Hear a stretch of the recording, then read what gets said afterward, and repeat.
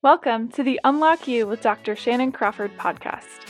Life is difficult, and trying to live it to the fullest while constantly second-guessing yourself and feeling stopped by regret or painful experiences can take a toll on anyone. Do you want to get unlocked and see for yourself the beauty that life has to offer? Are you ready for aha moments and strategies to propel your business and family into a world of health? Then you've come to the right place. Join Dr. Shannan Crawford, a licensed psychologist, leadership consultant, conference speaker, and CEO of Crawford Clinics located in Dallas, Texas, as she shares her expertise from her life's commitment to helping you, the CEO, therapy client, parent, and teacher alike, identify and remove the unconscious blocks hindering you from thriving in your potential. We will also have amazing guests with incredible stories, rich knowledge, and keys to help you get unlocked today. Let's get started. There is nothing worse than knowing there is a conflict or a hard conversation and not knowing how to say it. It's like our stomach just gets in knots. It can affect our sleep. Your mind will just start ruminating and it distracts you because it becomes consuming, right? We don't want to hurt people's feelings. We have feelings about something and yet we don't know how to express it and articulate it. It gets really frustrating to feel like I know there's something I want to do. I just don't know the way to do it. I would love, as a clinical psychologist, to give you a few tools. Now, obviously, my caveat is there's a million scenarios. This may not apply to the one you're in right now, but I hope to give you a few things that may help alleviate some of that burden. One, for context, I come from a background of major people pleasing, and I am by far not fully healed and redeemed from people pleasing by any means. I really empathize. I feel things very deeply. Who are my empaths out there? Or there's strongly feeling type personalities. And so I don't know your personality. Maybe you're the kind who can give hard feedback easily. And you're like, those people just need to toughen up. I said what I needed to say. That was my piece. And on the other side, there's some of us out there that are overthinking and overanalyzing because we want to say it just right because we don't want to hurt people. Either extreme, pretty immobilizing for one or both parties of that conversation. Sometimes we can come in with so much truth that the other person is like, I feel like you just gut checked me and like throat punched me. And on the other side, you may feel so overwhelmed that it's like the words aren't coming out right and you're stumbling over your words, and you may even start blaming yourself for something you didn't even do wrong. And the person is walking away a little more confused than before the conversation started because you just don't know how to deliver it. It is important to learn that middle place. One, I cannot tell someone what they did. Right? I can't tell them why they did it. All I can say is, hey, whether it was the intent or not, this was the impact. Whether it's your heart or not, this is my experience of that situation or that dynamic. So rule number one is be careful not to blame and accuse and tell people a direct message. You are doing this. It's usually too declarative. And whether you're right or wrong, most people have shame.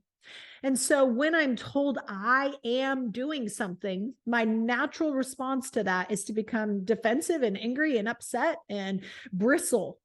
And then I'm not really listening to any words you say after that point. But on the other side, if you so own it so much that you're not able actually to articulate and say truth, again, the person doesn't benefit. They're walking away going, so you want me to lead meetings or you don't? You want me to come home at curfew or you don't? Like sometimes it's so muddled because we're not clear on the message we would like them to get. One, be careful not to make it declarative. Rather, you can share your experience. Two, identify the message, the end message you want the listener to get. Fuddling and muddling and getting through, you talk for 20 minutes, the other person has retained about 2 sentences at the beginning and 1.5 sentences at the end, right? Just the brain can only handle so much feedback at one time. So if you talk for a really long time and you're kind of interrupting yourself and but I know, but blah, blah, blah, and you're doing all of this over explaining, you've actually lost the listener, just practically speaking, because their brain can only hold so much. Be aware, what is that one message I want them to hear? I don't want to tell them 12 things. I don't want to bring up 16 situations to back up and verify what I'm trying to share. Because all of that is an overcompensation of where you don't feel like you have a voice. And so you're trying to kind of armor up and validate your message. Many times as leaders, as parents, as friends and family members, we do that. We bring up 12 different situations in our mind, trying to validate and back up why what we're saying is valid and should be listened to. But what the other person is hearing is, you're attacking me here, here, and here. Are we talking about this situation, or are you now opening up all these other things? And now I feel pretty flooded and overwhelmed.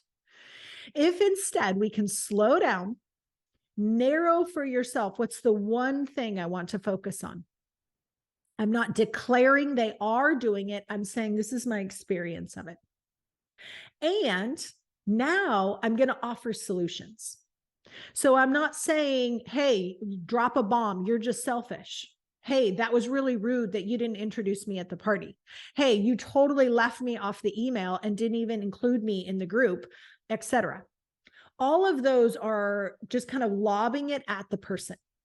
But it's possible that maybe you can spend time not just ruminating about the conversation and how it's not going to work, but maybe troubleshooting. What are some things, the action steps of what you would like to see?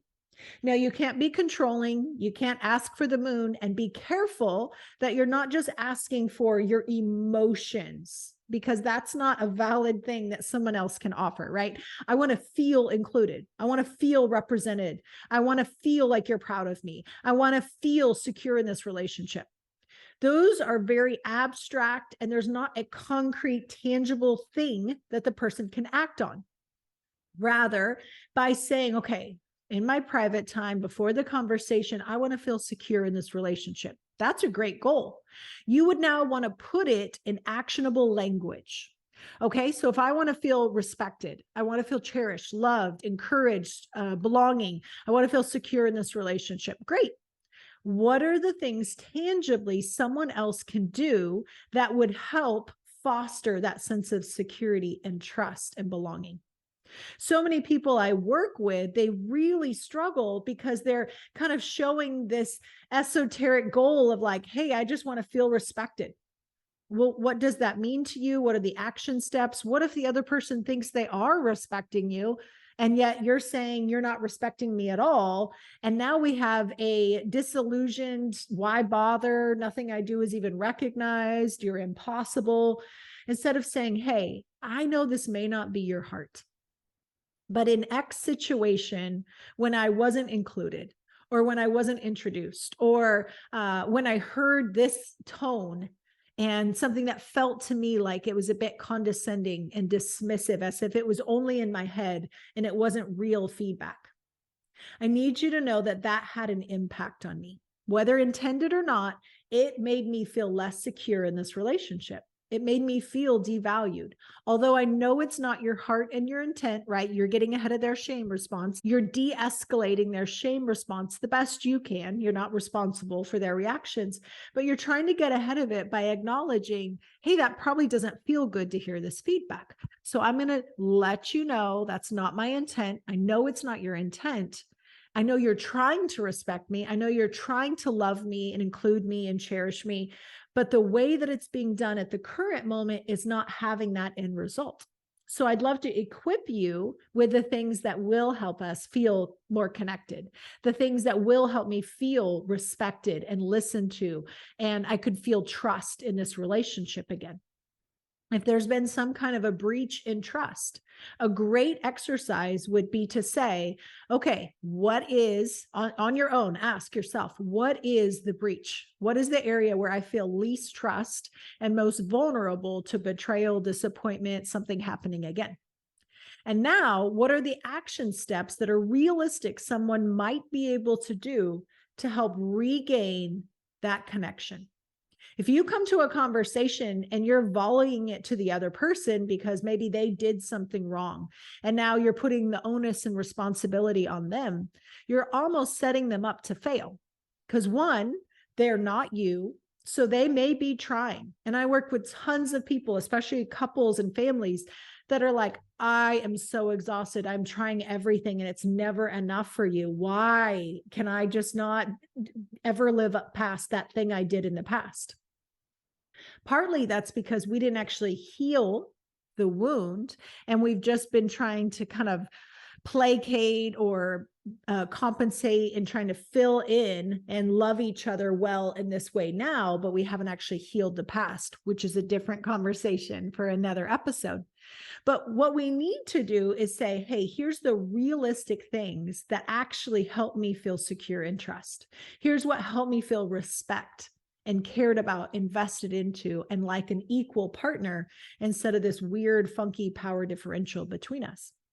So when you're able to do that, now you can say, hey, unlocking your phone or letting me have the password, putting a 360 on it.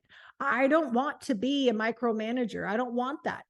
But I also know if there's not any level of accountability, or apps like Covenant Eyes, where there's some level of accountability, that leaves me feeling kind of exposed in this relationship. I'm wondering if we could troubleshoot some creative ideas that help both of us feel secure in this relationship so we can build and restore trust again. Or if it's a friendship, maybe someone has spoken out of context and they shared something that was personal and they're like, oh my gosh, I'm so sorry, I didn't mean to. And you're kind of holding this wrestling of, do I keep them in my inner circle or do I kind of edge them out a bit? In that moment, it would be very unfair to make that decision without having a conversation. You can bring it to the person very easily by saying, hey, I would love to have a heart to heart. Something has affected my heart, and I would love to give the opportunity for us to just clear the air and then move forward in a really positive direction. Meeting with the person, reminding them first, right? Speak the truth in love. So you remind them, I know this is your character, XYZ good thing. I know your heart. I know that you love me. I know it would never be your intention to betray that. But I do need to let you know that when I overheard that X comment was said that I had said in confidence, that impacted me in this way. Even though that may not have been your intention, or maybe it wasn't even you, trying to give the benefit of the doubt. But it still hurt to think that my confidence, the secure place that I thought I had with you, was broken. That maybe I heard there was a comment that was made that didn't feel like it represented the way that I thought you felt toward me and toward our friendship or our marriage or our parenting or our family, whatever it might be. And so I'm going to bring that truth to you. It made me feel less valued, made me feel invisible. Now, the key here is porcupines, they mate by soft underbelly. Because if you think of two porcupines, they would go extinct because their little quill pokey things would always be attacking one another. At the beginning of a relationship, we have soft underbelly to soft underbelly, and it's very easy to connect. But over time, we feel hurt, betrayed, disappointed, scared, insecure, disrespected.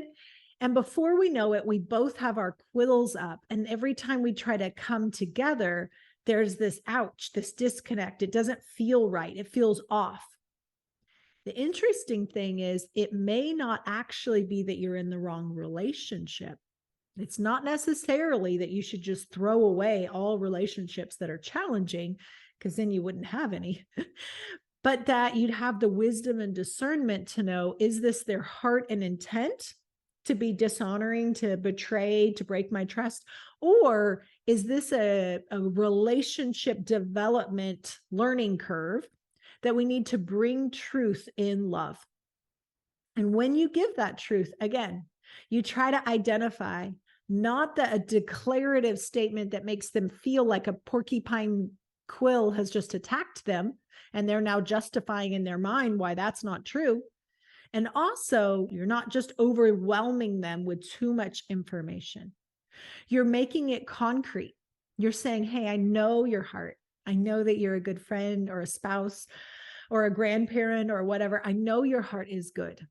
And this information is valuable to help restore trust.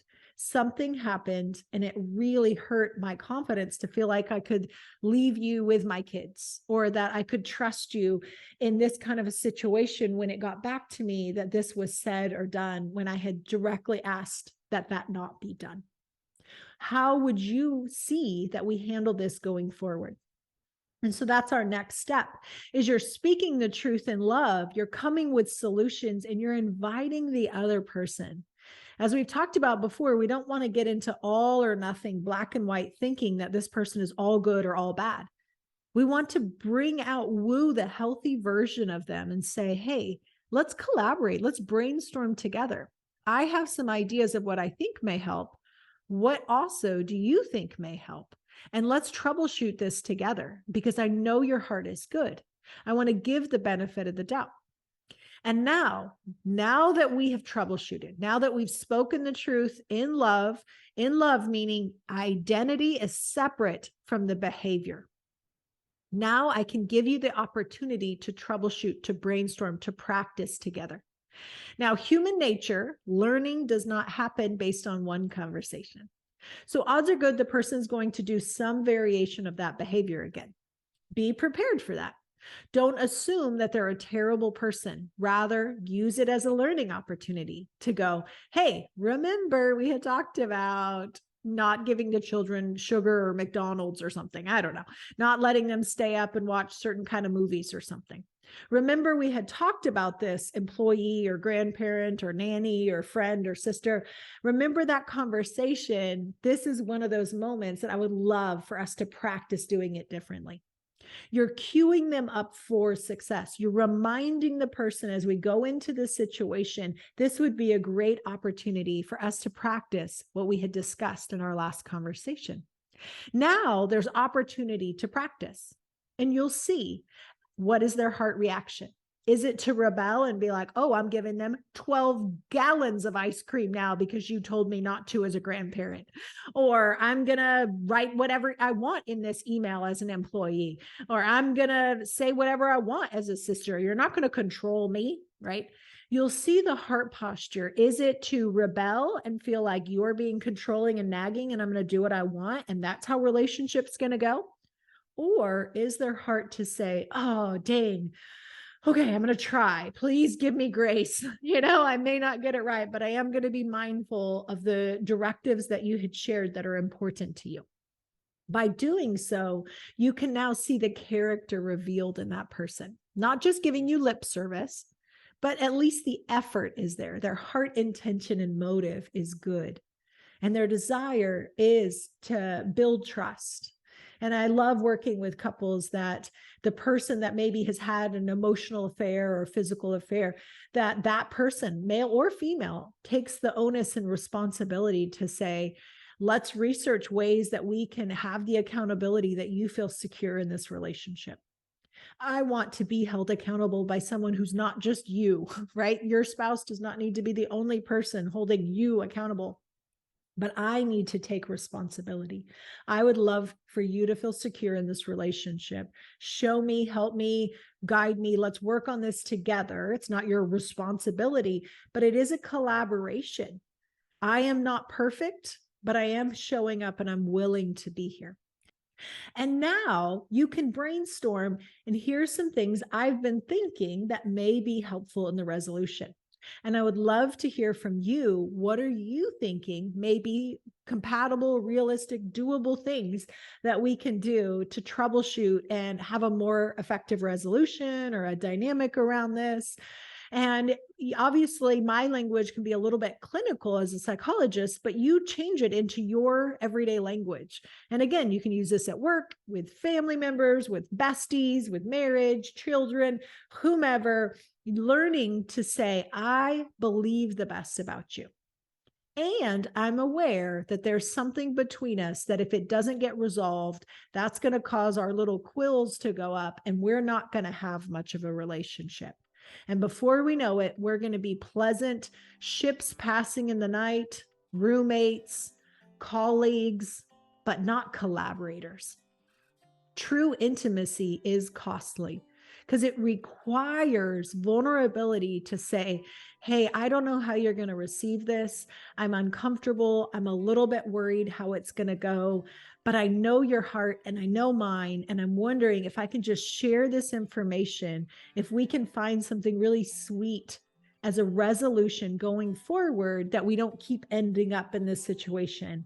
And I would love to know if there's anything I'm doing that's also feeding into that dynamic. I would love to hear your perspective and create space for you so that we can both be heard and we can both feel invested into, so that we want to invest in this relationship.